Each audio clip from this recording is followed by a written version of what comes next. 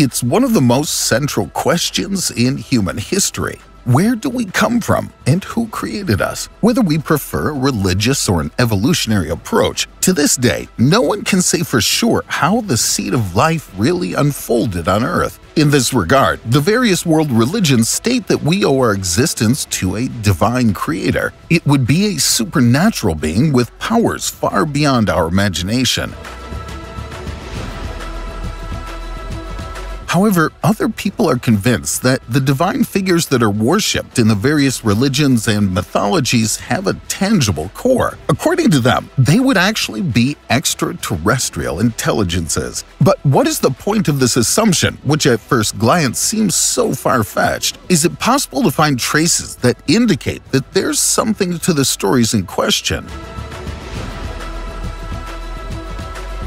Before we get started, be sure to hit that like button and ring the notification bell for more videos. Together with you, we're looking for answers today.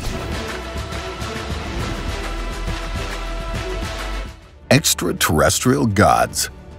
Experts have now managed to track down more than 5,100 exoplanets in 3,790 different systems. The search for strange cosmic worlds is always accompanied by the hope for one day encountering a planetary twin of the Earth. So far, however, astronomers have not been able to discover a celestial body that can be unequivocally categorized as habitable. Consequently, there's currently no evidence that extraterrestrial life really exists. Conversely, however, this does not mean that this is categorically ruled out. On the contrary, in view of the gigantic expanse of the universe, many experts consider it unthinkable that we're alone. What's more, in order to track down extraterrestrial life forms, we wouldn't even have to go to distant galaxies. Some researchers believe that more than 30 intelligent civilizations lie dormant in our native Milky Way galaxy alone. However, since there are gigantic distances between us and our extraterrestrial neighbors, direct contact is simply impossible in the foreseeable future. Well, that's the position of conservative scientists anyway. If the convinced pre-astronauts have their way, it's easily possible for the aliens to reach our blue home planet. But that's not all. In fact, our ancestors were visited countless times by extraterrestrial beings. We remember. The parascience of pre-astronautics is based on the firm belief that the ancients were in regular contact with extraterrestrials. Since the aliens descended from the sky with their spaceships like angelic figures and possessed advanced technologies, people worshipped them as supernatural gods. In return, however, the extraterrestrial beings were not satisfied with just saying hello to humanity, but intervened directly in the development history of the Earth's inhabitants. The corresponding incidents were immortalized by the residents at the time for posterity, albeit in a very special form.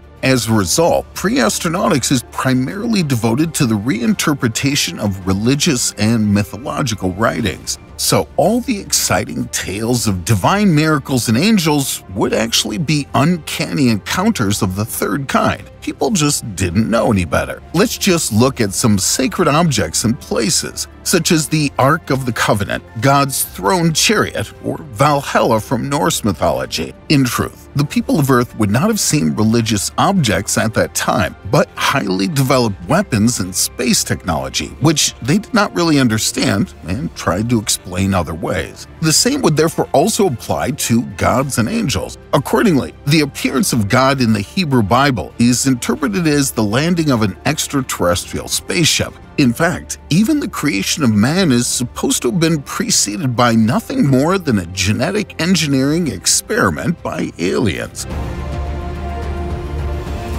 Possible evidence.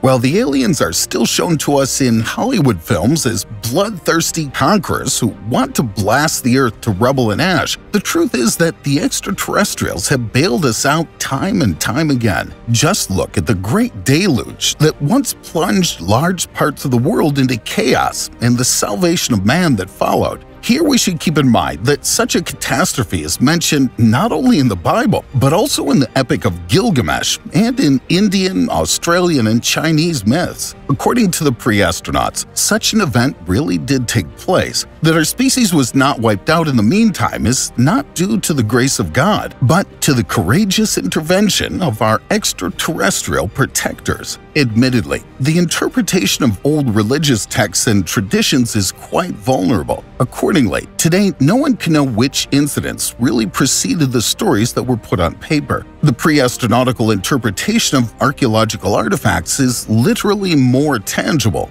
The supporters of parascience are particularly interested in those finds that simply cannot be placed in a plausible historical context. In detail, this means, above all, buildings and objects that the people of the time were not actually capable of creating. For example, human-like figures or drawings that have mysterious characteristics appear in the corresponding list. For example, the Japanese dogu are commonly regarded as mother deities symbolizing fertility. Pre-astronauts recognize spacesuits and aliens in the ancient terracotta statues. The bird of Saqqara is also said to have had an extraterrestrial model. The wooden artifact has strikingly straight wings, making it actually resemble a flying machine in shape. The gigantic Nazca lions in Peru, whose original purpose is still a mystery today, were UFO runaways.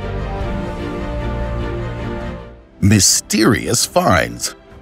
The list of supposed proofs of the existence of divine aliens is long, so let's take a quick look at some mysterious discoveries designed to confirm theories of pre-astronautics. Above all, the light bulbs from Dendera should be mentioned here. Some rooms of Hathor's temple are decorated with mysterious reliefs. On it, we see gigantic objects reminiscent of oversized light bulbs. According to this, the aliens taught the ancient Egyptians about electricity and how to generate light artificially. While this is more of an indirect line of evidence, Pumapunku in Bolivia is said to have been built entirely by extraterrestrials. This would be indicated by the incomparably precise architecture of the stone buildings, which could only be achieved through the use of futuristic technologies. The site that was created in this way is said to have been used by the aliens as a permanent base afterwards. And Ayud's aluminum wedge also doesn't seem to fit into temporal context at all. As the name suggests, the artifact found in Romania is mostly made of aluminum. In addition to the fact that mankind has only been able to produce aluminum since 1825, the assumed age of over 1 million years also poses a great mystery. As already mentioned, this list could be continued indefinitely. Whether it's the stones of Ica, the core drillings of Abu Sur, or the mechanism of Antikythera, it seems like the origin of all these objects could somehow be traced back to an extraterrestrial power. Or could it? The Sumerians and their alien gods. One culture many people point to when analyzing whether our gods may technically be aliens is the Sumerians and their belief in the so-called Anunnaki. It may shock you to know that the Sumerians, unlike many civilizations, would worship human-like gods. We know that a lot of humans around this time would worship inanimate objects like the sun, the clouds, the moon, or other objects. The Sumerians had different beliefs, though. They would worship a series of gods that they claimed were in control of everything on Earth. They would worship On, the sky god, Enki, the creator of the earth, and Enlil, the god of wind. They also worshiped Nama, who was considered to be the source of all life. They also claimed that Anunna was the name of a divine council of elders. The Sumerians claimed that the Anunnaki were members of this council and would oversee everything humanity did or created. We'll talk more about that in just a moment. Were the Anunnaki more than gods?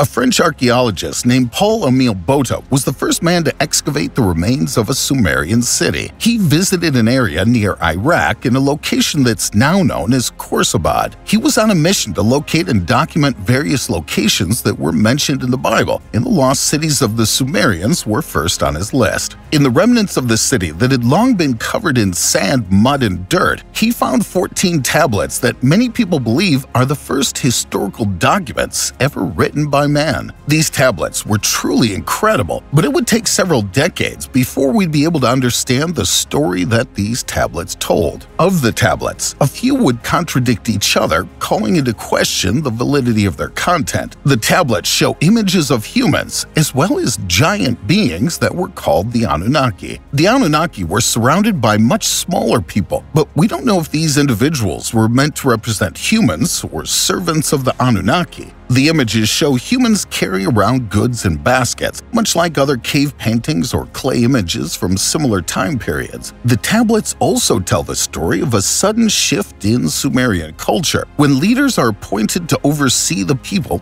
and rule over the land. Historians have never been able to explain this strange leap in human development. What would cause these free people to suddenly decide to elect leaders to rule over them? If everything were going well for the Sumerians, as it seems it was, why would there ever be a need for a leader? Who were the Anunnaki really? This leads many people to wonder if the Anunnaki could have been leaders of a foreign world, essentially making the Anunnaki an alien race. If these aliens ruled over other worlds, it would make sense that they would introduce leadership to humans and help them elect a leader that would take care of them the best way possible. A theory has been shared around that admittedly is a bit difficult to believe. The theory suggests that the Anunnaki were an alien race that inhabited a planet known as Nibiru. This planet would have been very well established and likely had a very high moral compass. However, the Anunnaki eventually destroyed the atmosphere on their planet and were forced to flee in search of other worlds. They would then bring back resources to their home planet of Nibiru and try to save their race from extinction. This theory claims that they visited Earth and established humanity as a way for us to harvest gold and other precious metals for them. I mean, think about it. We've been mining gold for years, and it's often considered one of the most valuable metals on Earth. Even as we speak, gold is sitting in dozens of hidden locations around the world, locked behind giant metal doors that keep the metal safe from prying eyes. If this truly is the mission for humanity, then it's possible the mission of mining gold has made its way into the highest forms of government, which is why most monetary systems around the world use gold as their foundation. The Anunnaki tablets continue on and tell the story of a separate race of people known as the Igigi. These people would have likely been the ones who were much smaller than the Anunnaki, and they're said to have been slaves. These slaves were put to work alongside the Sumerians and mined gold, giving it back to the Anunnaki when they were done. They would have mined several areas of Mesopotamia and then sent this gold back home to Nibiru. The theory concludes that the Anunnaki were not gods, as the Sumerians originally thought. Rather, they were aliens that were using Earth for its resources, then leaving us in the dark when they no longer had a use for us. The opposite side. At the end of today's detour into the controversial world of pre-astronautics, we would also like to let the other side have their say. It's in the nature of things that the theories about divine aliens are not free from criticism. Above all, it's stated that the background of the alleged pieces of evidence can also be explained in other ways. According to this, the bulbs of Dendera would represent nothing other than the womb of the goddess Nut, who veils the sun during the night. The structures of the Pumapunku in turn embody the work of the Tiwanaku culture. In fact, similar objects can be found in other parts of the region, but they're not as numerous there. The chemistry of the aluminum wedge from Ayud no longer withstands modern scrutiny. Some historians believe we're dealing here simply with a part of an aircraft. As a result, pre-astronauts would have the problem of mixing myth and reality, following intuition more than established fact. Indeed, accepted historical contexts are often categorically rejected. The conservative natural sciences and humanities distance themselves from the theses of pre-astronautics, since these simply cannot be proven. Only the sources that support the theories about extraterrestrial visitors would be included in the interpretations, while others would be disregarded. One point of criticism from the opposing side does not only affect the world of pre-astronautics, but also many of us. We tend to hopelessly underestimate the abilities of our ancestors. At first glance, the matter seems clear. Since the ancients were unable to achieve certain feats with their limited resources, they received the help of a highly engineered species. Problem solved, case closed, right? Well, not exactly. What sounds like a solution at first glance is actually just a shift in the problem. If a simple culture should not be able to rise unaided, then who helped the aliens to their technological advance? How do intelligence and culture in general arise? In this regard, pre-astronauts often counter that the aliens were also taught and instructed by others. But here too the question arises as to where the knowledge of these beings came from. If we follow this chain of arguments to the beginning, we eventually reach a limit without having received a plausible explanation. Alright folks, now your opinion matters. What do you think about these theses of pre-astronautics? Do you think that the different gods were actually extraterrestrial intelligences? As always, let us know your thoughts, suggestions, and feedback on today's video in the comments below. Please give us a thumbs up if you enjoyed our foray into the controversial world of parascience. While you're at it, don't forget to subscribe and click the bell to stay up to date from now on. Finally, feel free to take a look at the other posts on our channel, which you can access by clicking on one of the pictures in the credits. Thank you for watching, have a good one, and see you next time.